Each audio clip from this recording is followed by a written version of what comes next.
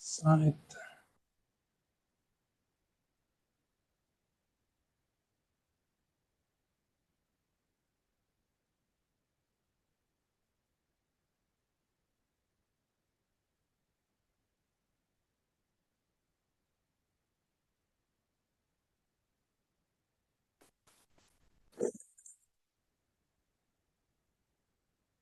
All right.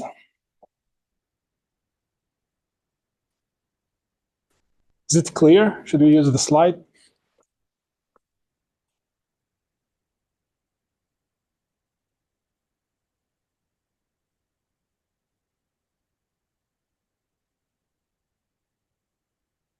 Won't work? Halfway? Okay, anyway, we don't need it, maybe. Is it a problem? Can you see the slide good? Should we turn off those slides or it's fine? All right, perfect. Good morning, everyone. This is the second lecture. We already took 2 lectures in the beginning without slides. So this is in reality the 4th lecture. But if you missed something, you can watch the YouTube video. You can see the slides all in iCollege. So feel free to ask questions if you missed something. I already posted the office hour on the syllabus. So feel free to show up in my office in 25 Park Place, 18th floor, 35, the office number. We will continue for today. It's a very important topic, sequencing technology. Hopefully by now you understand what is sequencer or what is sequencing process, where we read our DNA and convert it from the chemical format into the text format. All right, so we agreed last time that we don't have any machine until now, all the existing efforts since 1977, where we are able to sequence the first chromosome ever.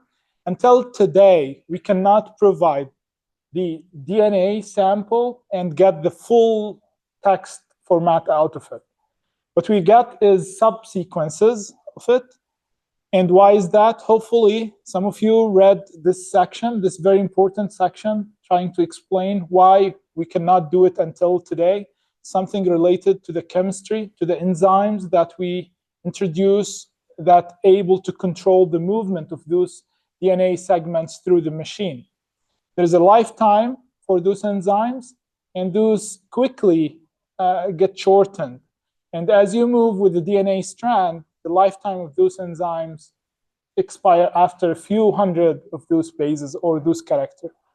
There are more papers that I would recommend to read if you are interested, especially if you are coming from the chemistry background. And in the last lecture, we agree on something that if you want to read the DNA sample, we have to prepare it in the lab. We call it a wet lab. So we have a technician in the lab sitting actually with the lab coat, try to divide that DNA molecule isolated from all the chemical molecules in the sample. So you can think about plasma, red cells, white cells, and so on. All of them will be isolated, and we will get only the DNA segment.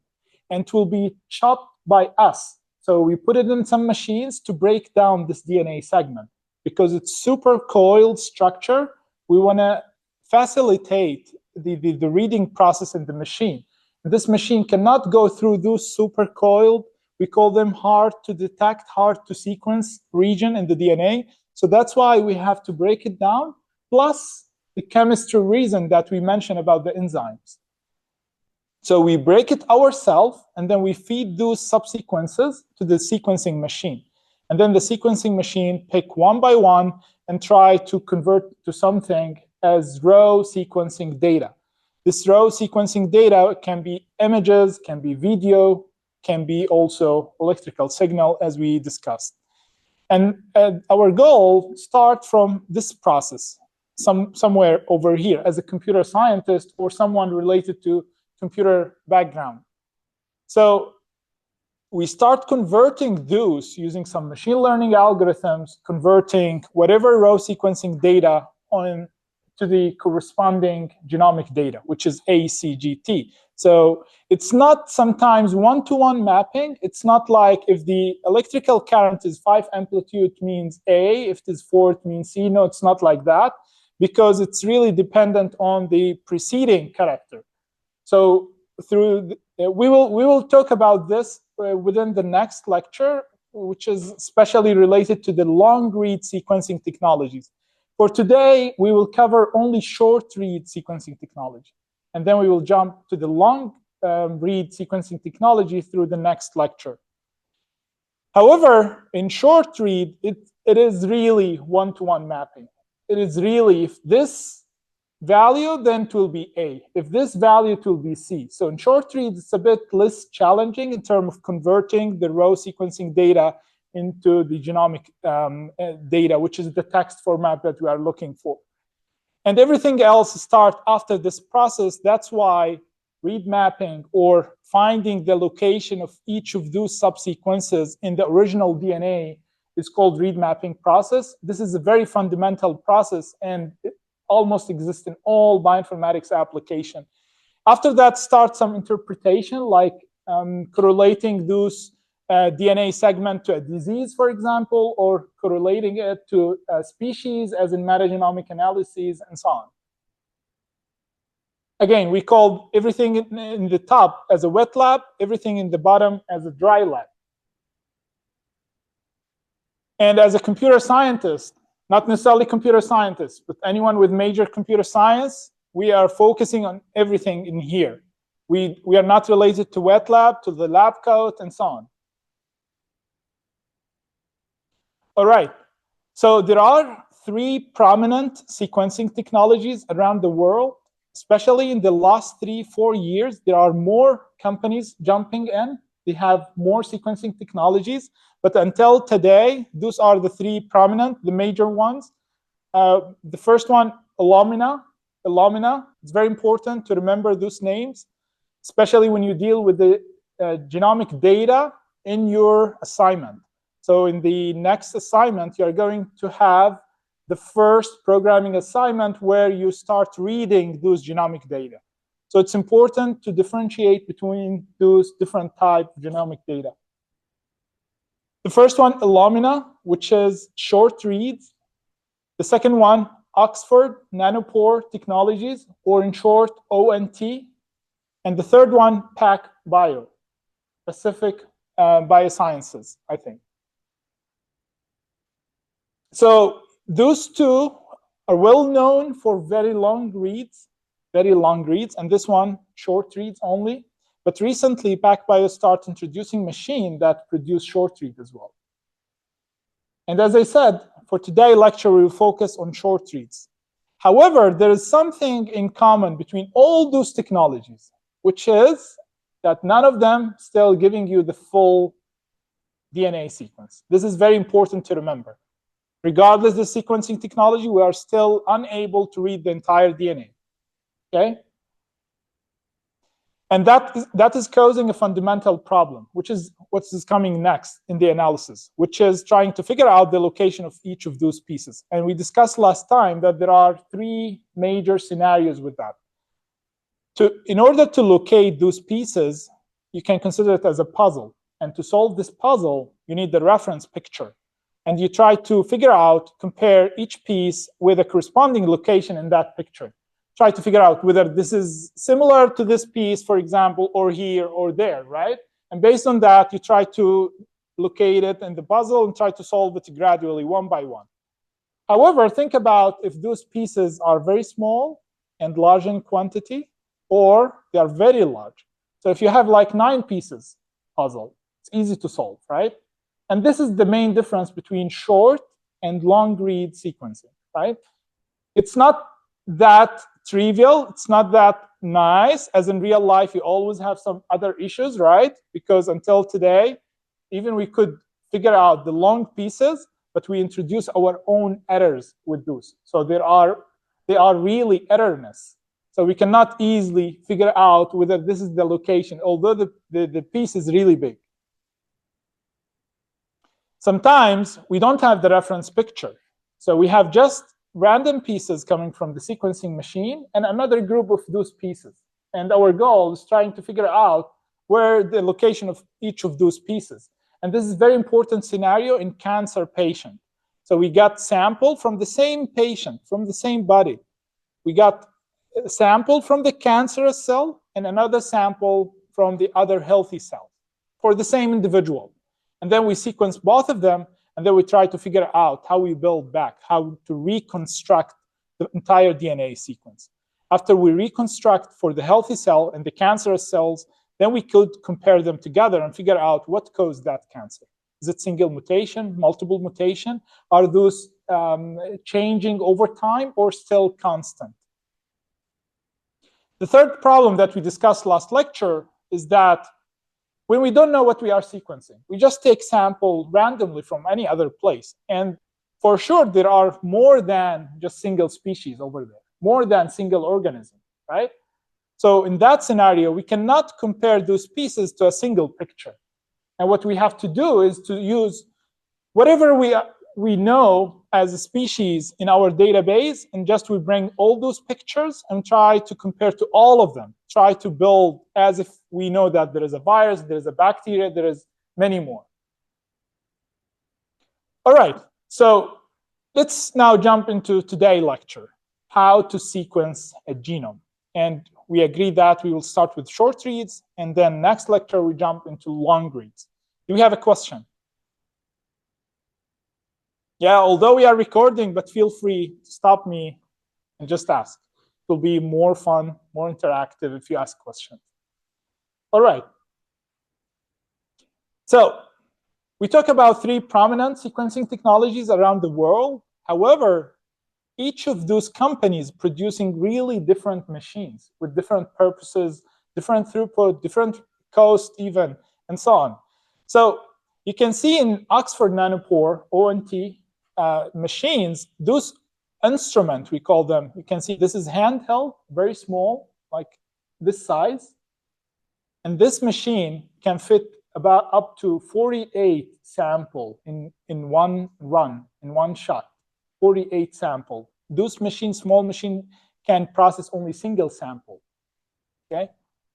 Likewise with this machine, this is really huge. This is fridge size. This machine, you can see it here, it's about like 2 meter, 1 meter, 0.7, something like that. This is another huge machine, but this is no longer updated. So this is the latest one. And from Illumina, we have a benchtop size machine, like this screen, this big. We have also the fridge size over there. So there are really different properties, but at the end, all of those are using the exact same sequencing technology. All of those are using the exact same sequencing technology coming from ONT. The only difference is PacBio. As I told you, they recently started introducing a new sequencing technology to produce short reads. So this company is now producing long and short reads, okay? Separately, of course. A machine separately for short reads, another machine for long reads. This one is still short reads only. This one only long reads. However, the range is wide. Can produce somewhere between 100 all the way to 2.2 million long sequences in the same run, in the same machine. But we cannot call it short and long because the characteristics of those reads is different. Still, they introduce a lot of errors to the short and the long reads. Okay, coming from the output data, the output, or what we call a raw sequencing data, this is Illumina, which is producing short reads. It produces images as the raw sequencing data. The ONT is producing electrical signal. And the PacBio, it's producing images basically, but you can think about it as a movie because they save it in a movie format, okay? Which is just multiple images in single frame. However, this gives you separate images. That's why we call it images, and this is a movie or a video. All right, so now let's jump into the details of the first sequencing technology that we call sequencing by synthesis. Sequencing by synthesis, SBS. So As you can tell from the name, it incorporates fluorescently labeled nucleotides during DNA synthesis. What does that mean? It means that there is a light emitting from somewhere, and using that light, we can tell what are those bases. Let's see how. First of all, we are taking example of one of those machines. This is a benchtop from Illumina again. This is the sequencing technology, sequencing by synthesis, something related to Illumina only, okay? And this is the machine that we are studying or discussing today. It's called MESIC i100, okay? This is one of the most recently machine or instrument from the company, and you can see the size compared to a human being. There are other machines that are a bit old. They are different, as I said, in the price, the throughput, the read length, the run, and the runtime. Okay. What we need to do with those machines, this is the machine again, right? There is a door here. You need to open it, and then you need to put something here that we call a flow cell. A flow cell. This is the flow cell. We need to have the DNA that we process in the lab. We did already the library preparation, which is isolating everything from cell, keep only the DNA, break it down into subpieces, and then feed it in this hole, the first hole. Okay? This is the machine from the backside. You can see there are some electronics over there. We'll see it in the next slide. What's the function of those electronics? This is where we feed the DNA, and then we put it back in this door, and then we start the sequencing. And this is what you are going to see in this screen. Some statistics, and you will going to observe the progress of the machine while doing the sequencing. The sequencing is not like in a few minutes. It's not in a few hours. Do you know how long it takes? Have you ever did a DNA analysis in a hospital or for curiosity using 23andMe or any of those services? It will take a few days, at least 2 days, just to do the sequencing, not the analysis, not the doctor interpretation, just the sequencing, okay? So it's really slow process. All right, how it works. Again, we are talking about sequencing by synthesis, which is Illumina sequencing technology. Now in the flow cell, this is the glass surface of the flow cell. And we did some chemical molecules to attach the DNA strand to that glass surface, okay? This is the subsequence from the DNA that we are targeting. We would like to read that DNA. What we need to do, or what the machine is doing, relying on this two equation. Always the A will bind with the T. Whenever we have A in our DNA, it directly binds with the T. Okay? That's how we build the double helix structure. There are two strands bind together, right? Whenever we have A in one of them, there should be T in the other side. That's a must, okay? Likewise with the G and C. G always bind with the C, and vice versa. C binds with G, and T binds with A, okay? Very simple two equation. So some smart people invented this process. They said, we're going just by random, just pour some of those artificial or synthesis molecules. We're going to have T, A, and C, and G somewhere, okay? We will pick only T. Put it on the glass surface, okay? If there is an A with the DNA strand, and we add T to that strand, what will happen? If we have an A and we add T, what will happen? A chemical reaction. They will bind together, right? But the problem, how we are going to know if there is a chemical reaction happening or not? This is very small scale. You can think about single cell in your body, and there is about 3.2 billion character inside the cell. And we are going to observe single character every time.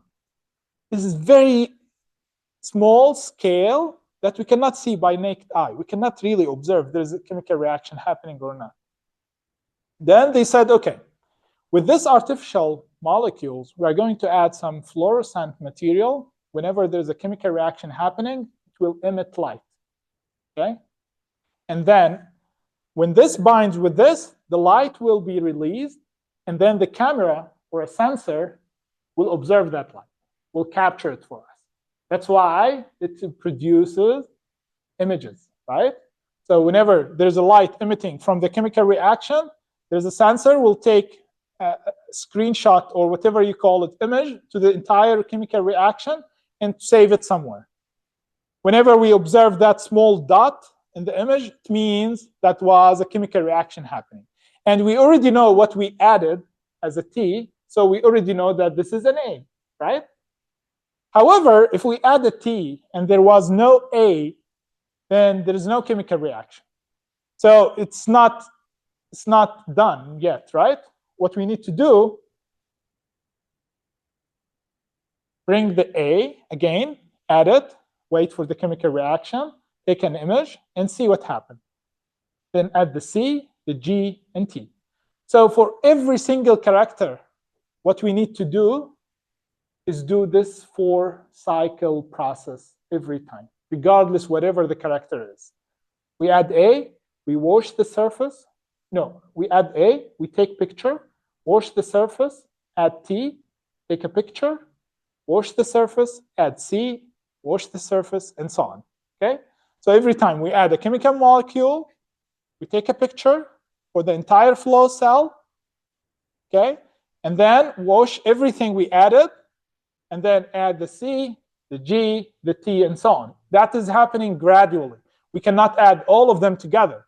Otherwise, it will be a mess, and they might bind together, not with the DNA strand. Okay?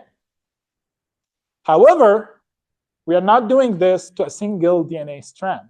We are doing it to a large number of those strands all together. But single strand will bind to a single hole in the flow cell. So the flow cell, you can think about it as a matrix that has a lot of holes. In each hole, we have one of those DNA strands.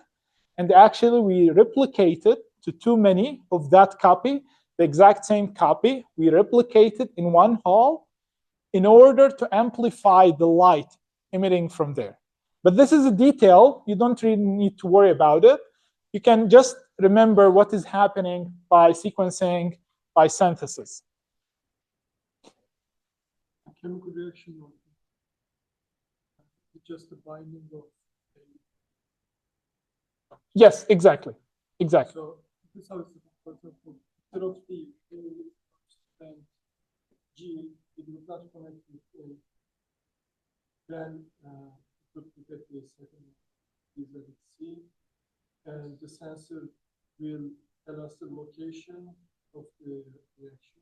Mm-hmm. And that way we'll say, okay, since we sent G and first one is connected to location 2, then C must be. Excellent. What if we send the G again? Will it skip the first step? No. So it will not happen because there is what we call a terminator. A terminator that prevents all those bases to interact or chemically react with whatever we add. So whatever we add is going only to interact with the first base, only. Okay? So if we add G again, it will not move to the next character and start to interact with the next bases until we move the terminator and we skip the first character, and then we will progress over the strand. So the terminator is a chemical. Again, it's enzyme or protein is jumping from one character to another character. But this is a detail. That's why I didn't mention. is the terminator serving as this glass cell surface? So the glass surface here is just for the sensor to observe the reaction because the sensor is basically below the surface. That's why we use it as a glass, right? so it can emit those light. However, even if the chemical reaction happening, and we know it happens in the first picture, we cannot stop. We have to try all of them. Why is that? Because what we have here is not the same. It might chemically happening something here, but not here. But not here. This is C, this is T, this is A, right? So there are different DNA strands on the glass surface. So that's why we need to try 4 of them, all of them gradually. We add the A, wait, take a picture, and then wash everything, keep the DNA strand. We wash only the chemical molecule that we added, which is A, right? We just wash it away, and now we add T, for example. Wait for all of these on the glass surface. It's not one strand. So even if we know that the chemical reaction already happened, we cannot stop the process.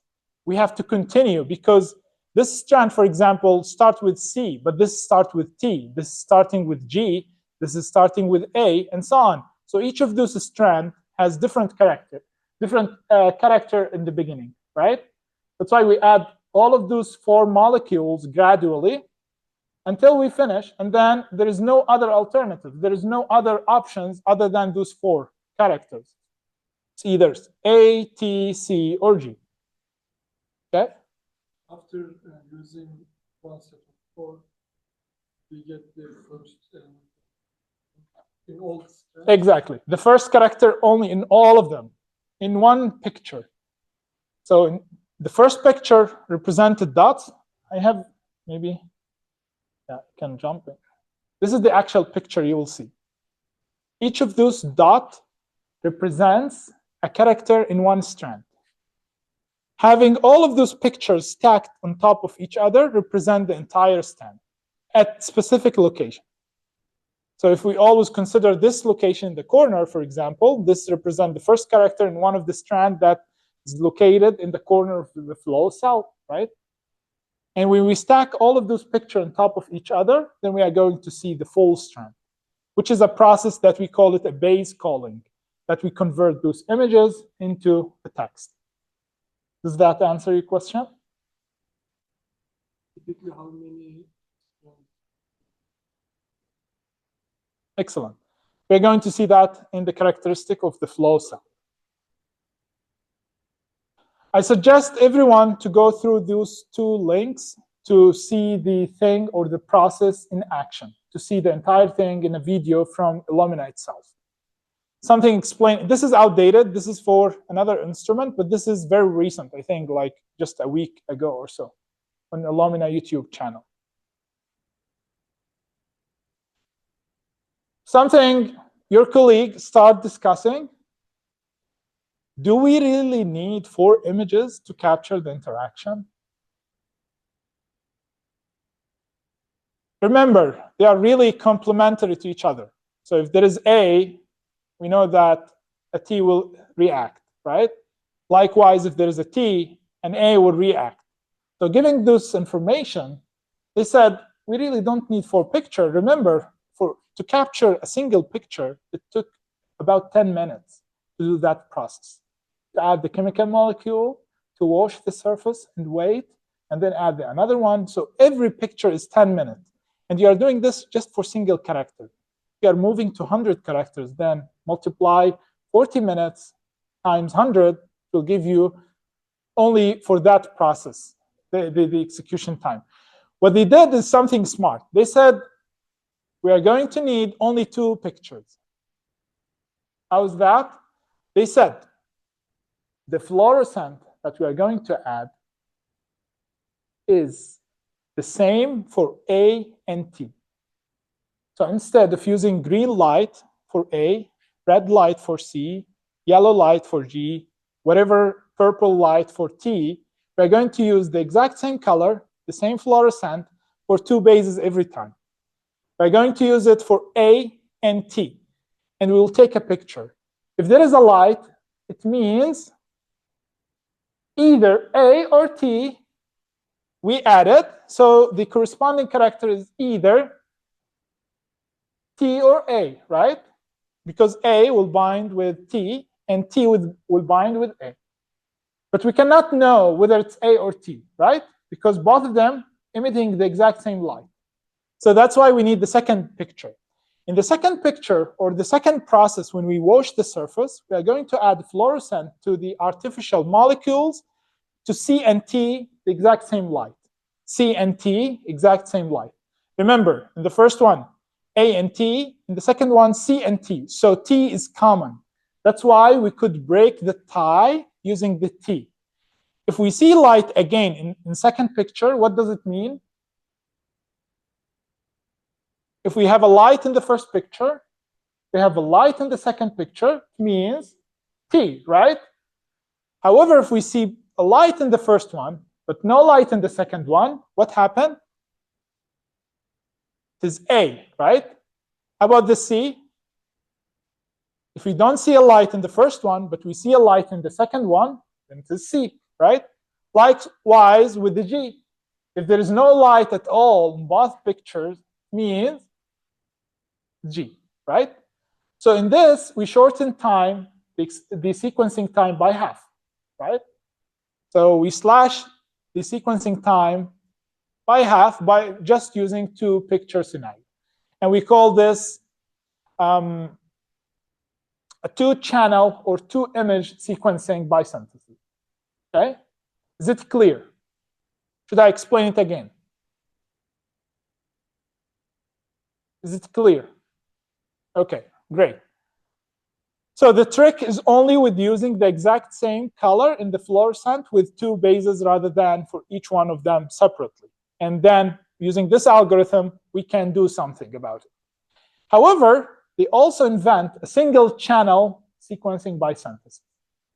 And if you are curious about it, I recommend you to visit this link and see how we could do using a single fluorescent or single channel sequencing by synthesis.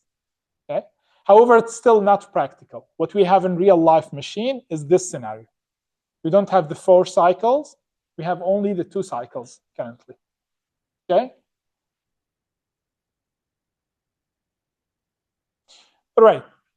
So I recommend, if you are interested about this sequencing process, you don't need to buy the machine. You could do a simulation out of it coming from Illumina itself. So you need to access this basespace.illumina.com.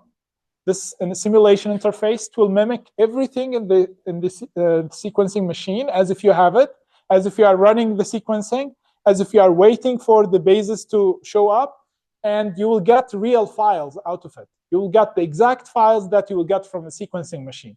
So if you are interested in doing a simulator for the machine, mimicking the behavior, trying to improve something in the machine, you could use this simulator. And what you will see here, you will see the flow cell. You can see this as a matrix.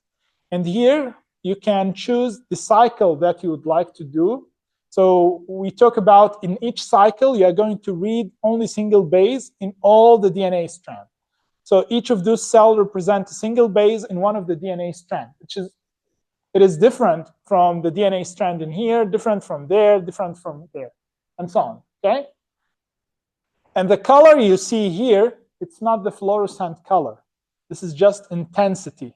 Intensity about the exact same light that emits from all of them, okay? The intensity, it might, by just some reflection from the glass surface, it might show up in other cells, although there was no chemical reaction. Okay, that's why we have different intensity. That's why we set a threshold. If the intensity above this much, then there was a light. Otherwise, it's just a noise. Let's cancel it. Let's ignore it. Okay? And you will have a CMOS sensor, which you can think about it as a camera. They have different type of cameras. They try many things to isolate this noise. For example, they could put an isolated CMOS sensor for each of those cells. So think about, we have 100 cells over here, for example. Then they could have 100 cameras. Each of them capture single interaction. Or they could have it for the entire sub-region. For example, all of those 10 cells will be dedicated to single camera, the other region, another camera, and so on. Or they could do it by a line scanning. So they scan the entire line. They take a picture only for this, another picture for that, another picture for this, and so on. However, they can take all of this in parallel, right? It's not like really separate picture. At the end, a single picture for the entire flow cell in single cycle.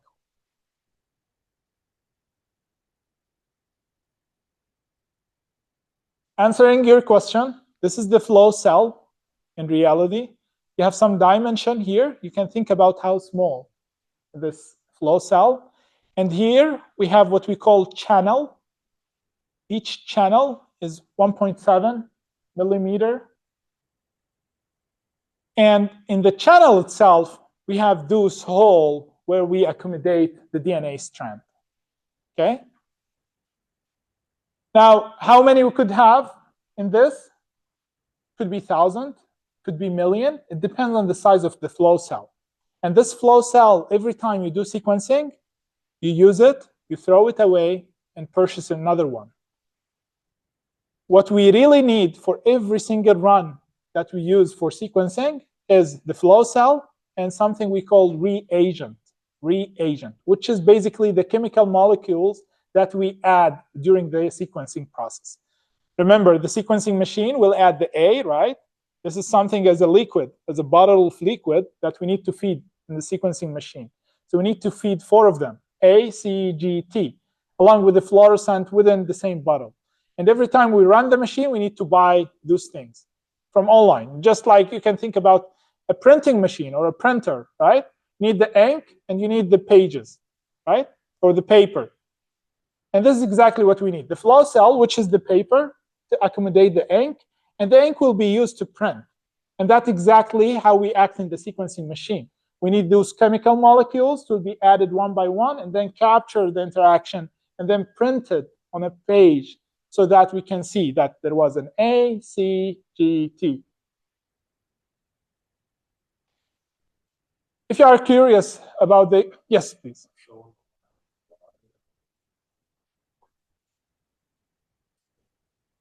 Those are channel to isolate the channel from each other. So in order those DNA strands to not interact with each other. So we split them into hole. And each hole, it's a physical hole, right? And in each hole, we accommodate single DNA strand. I told you we make copies of it in order to amplify the light when it emits. So just copy the exact same DNA strand in one hole. We make a replication out of it, maybe 1,000 copies within one hole. But at the end, it represents the exact same DNA strand. So each hole is different DNA strand, okay? So we have them queued over here. So we have another DNA strand here, another one, another one, another one, and so on, okay? But we take picture for all of them at the same time, okay? This is in real life, the flow cell, how it looks like from inside. And this is the real picture that we took out of the chemical reaction.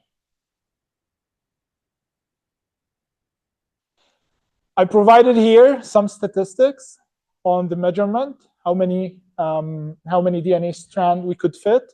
For example, you could read it. The DNA cluster, the cluster is the whole itself, okay? Is this size, okay? And the channel itself, it will be problematic to read this. Oh, it works. But now we cannot see the last line. Can I? It won't stop.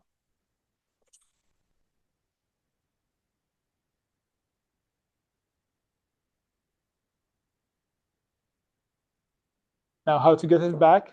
Can you help me?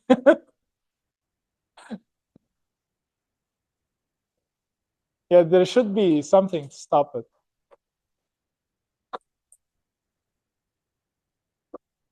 Oh, thank you so much. Thanks a lot. Appreciate it. All right. So now in the flow cell, you can see lines, which is called as channel. This line, each line is a channel.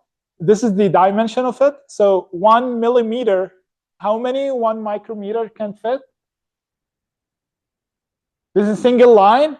Each line has a hole. The hole size is 1 micrometer, right? So how many micrometer you can fit in 1 millimeter?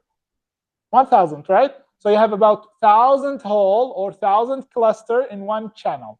How many channel you have in the flow cell?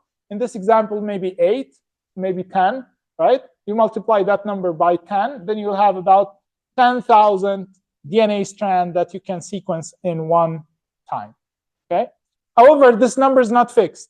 It really depends on the flow cell. There are different flow cells you can see in Illumina website. You go to the product, then look for flow cell. You'll see different price, different throughput, and so on, okay? That's why I provide just an example to have an idea about what we are talking about.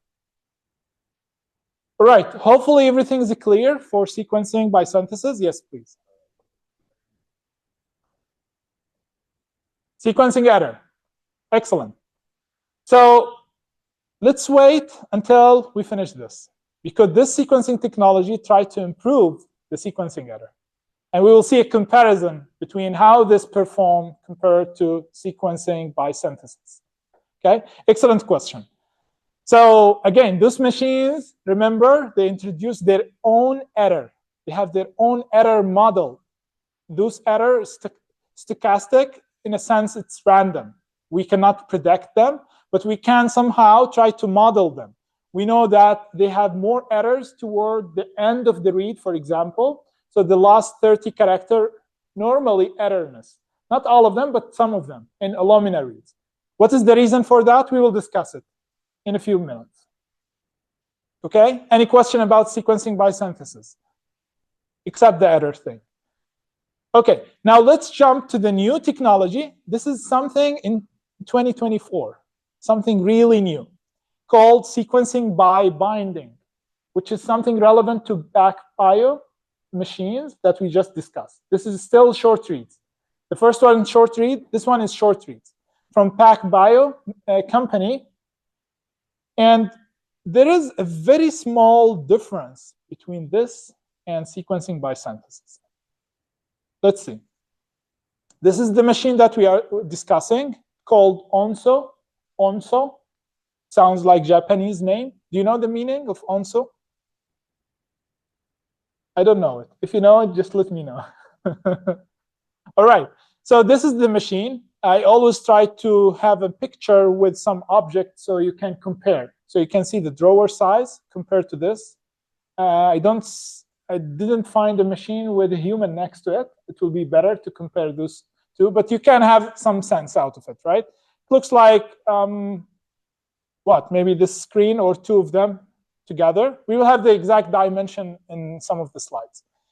This is the machine from inside. You can see this one has a handle. You can just open it upward, right?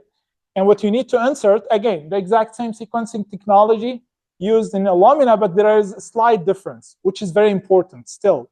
It's very significant. You need to add the flow cell, as we discussed, plus the reagent, the ACGT, right? You add them yourself every time you need to run. And where you insert the DNA molecule, where exactly you need to have the DNA molecule?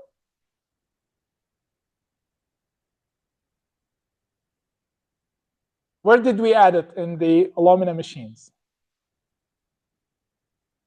In the flow cell itself, right? Where the chemical reaction is going to happen. So everything will happen in the flow cell itself, right? And you need to physically add it, the DNA over there, and then the machine will get some of those solution or the molecules and try to feed it to the flow cell and observe the chemical reaction. Exact same thing happening over here. However, let's see the significant difference between the two. We will have the DNA strand that we are sequencing. This is the thing at the bottom, is the DNA strand that we are sequencing, okay? And the thing in the top is the chemical reaction that happened. So if you think about it, starting from the first character, it's A, and we start reading it. So we add the T, the artificial T, we add it ourselves, right? And then we wait for the fluorescent to emit. If it's really emitting, it means a chemical reaction happened. It means we already know what we added. So it was A because we add T, right? This is what happened in Illumina. However, in this technology, which is sequencing by binding, they separate the light emitting from the chemical reaction itself. How they do that? They add a terminator. Forget what is it. You can think about it just a blockage sign or whatever. It means you can control this side. And then they add the artificial T with the fluorescent on it, okay? And then they wait for the chemical reaction to happen. If it happens, it means it is A because we added T, and we take a picture out of that. Everything until now, it's still the same, right? However, now it will be different. They wash away the T using that blockage or terminator. Although it was chemically happening, but this terminator enables us to remove the T later on. Why we remove it? We want to proceed to the next character, and we add the T ourselves, right? Now we are removing the T. Why we remove it? They said this T, it's already binds with the fluorescent material, right? And when the chemical reaction happening, the fluorescent will emit, and then it will interact with some of those bases. There's a chemical reaction happening between the fluorescent and the molecule itself. That's why the error starts increasing as they grow with the DNA strand. So every time they add artificial molecules, they are going to destroy something in the DNA strand. They are going to introduce more errors. They're going to play with the DNA strand itself.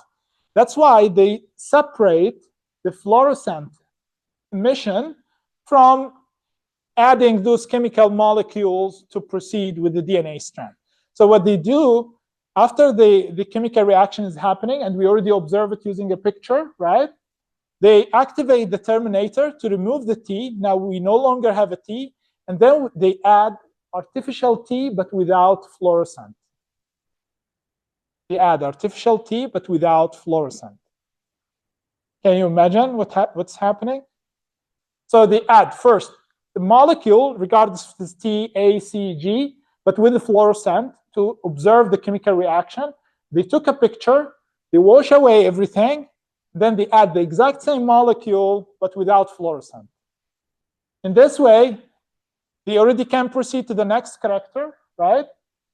And the fluorescent thing didn't mess with the DNA strand. In this way, they reduce the sequencing error. And this is one of the reasons why they have the sequencing error. However, there are other reasons why we could have sequencing error, and you can think about it. But what we are doing here is observing a chemical reaction.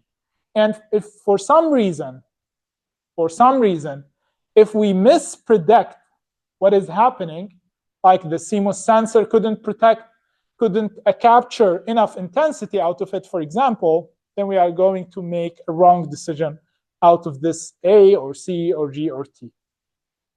Okay? Now, let's see in numbers how much they could improve with this process. Sequencing by binding versus sequencing by synthesis. This is sequencing by synthesis. This is sequencing by binding. What you can see over here, as you go over time, what's happening to the accuracy? As you move with the time, this is cycle 0, cycle 50. So you have from 0 all the way to 150. What does it mean? At each cycle, remember that we are reading one character. Here they call one cycle the 4 images together, or the 2 images together, okay? So in one cycle is actually one character. So we have from 1 first character all the way to 150 characters, okay? What's happening with the accuracy? We are jumping from 1 error in every 10,000 character to somewhere around 1 error in every 100 character. What does that mean? As we approach toward the end of the DNA strand, we're introducing more errors. The chances or the probability of having errors is increasing. That's why the last 30 characters or so normally are errorless. And some tools, when they start handling this data, they just trim the last character. They don't want them. Although there might be just single error in those 30 characters, or there might not be at all any error in those, but they just say, let's trim them and that's it. Okay. However, over here, you can see the accuracy is increasing for some reason. I try to figure out. Remember, this technology is just appearing within the last 5 months. There is not enough documentation about it. Why we have that increase in the accuracy, I don't know. It's hard to think about it. What could be a reason why we increase the accuracy in just very first 10 characters or so, and then start dropping again. However, but you can see how much they could improve in terms of accuracy by just isolating the fluorescent reaction with the actual binding of those artificial molecules. Any question?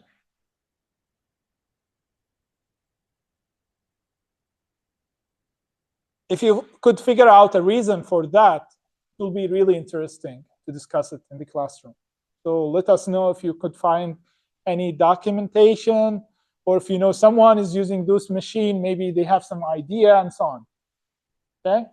There is always, with those companies, they have also backdoor that you could use. Whenever you purchase the machine, they have some private portal that they open for you.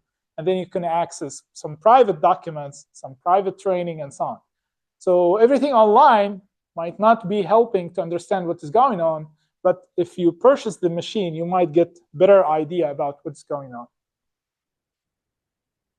Okay, now something might be interesting to some of you. How much those machines cost? All right, so this is the thing that we were discussing in the class. This is the MESIC i100, okay? And this is the exact same machine, but with higher throughput. So they could fit more flow cells. They could handle larger flow cell with larger number of DNA strands. And this is really something about the dimension you can see over here, 158 centimeter, which is about 1.5 meters. Okay, I know you use inches and feet. I don't know how many feet this is. But this is something like over here. I'm 188, so it's something like near here. Okay, so it's really a huge size. And it uses the exact same technology. So you have a door over here, you fit 2 flow cells at a time. The machine called NovaSeq X, and there is NovaSeq X Plus. You can think about it as iPhone Pro Plus Max and all this stuff. So here it can fit 2 flow cells at the same time, can provide much higher throughput than this, but the exact same technology. If you are rich, you can buy this. If you're not rich, you can buy this. The cost of this machine is $1 million for this machine. I'm not sure if we have it in Georgia State University. Do you know? Anyone from biology department? We have 2 from biology, right? Raise your hand. Anyone biology department? Chemistry department? Okay. All right. So the throughput for this machine is 8 tera bases, 8 tera character, 8 tera DNA character. Okay. So this is per run. Per run. Run, it means whenever you run the machine, you wait until it terminates all the chemical reaction, and then you get the entire file out of it. And the run is different from one machine to another. For example, the run for this machine is about 48 hours. That is a single run. That's when you leave the machine to read the entire DNA molecule in one sample in the flow cell. You have to wait for that many hours. Okay? The maximum reads per run is this many. This number is related to this, because this is the throughput. This is the total number of bases that you will get, and this is the total number of reads. And each read has certain length, right? In this technology, we have about 150 bases in one read. So when you read those files in the next programming assignment, you are going to observe, if you are using Illumina, somewhere between 100 all the way to 300. It depends on the sequencing technology. If you are using this sequencing technology and this particular flow cell, you'll get pieces of length 150. And all of them in the same file are the exact same length. it's impossible to get something in different range. Okay, should be all of them the exact same length. If it is 300, all of them 300. If it is 100, all of them 100.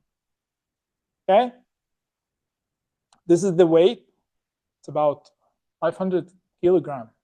It's a huge. Okay, this is for ONSO, PacBio, for sequencing by binding technology. You can see the cost is not that high, about 200. Sorry. Oh yeah. So the size is really not that big compared to this machine, right? And remember, everything you are going to pay for some cost, right? If you want a smaller machine, easy to handle, you reduce the throughput. That is once. You reduce the cost, yes. But the runtime is still the same, 48 hours. Remember, those are not portable machines. It's not something to carry. It's not handheld. What is handheld is the ONT, Oxford Nanopore Technologies, which is providing the long reads, which we are going to discuss in next lecture. Okay? It's still providing 150 long reads, which is short reads. Okay?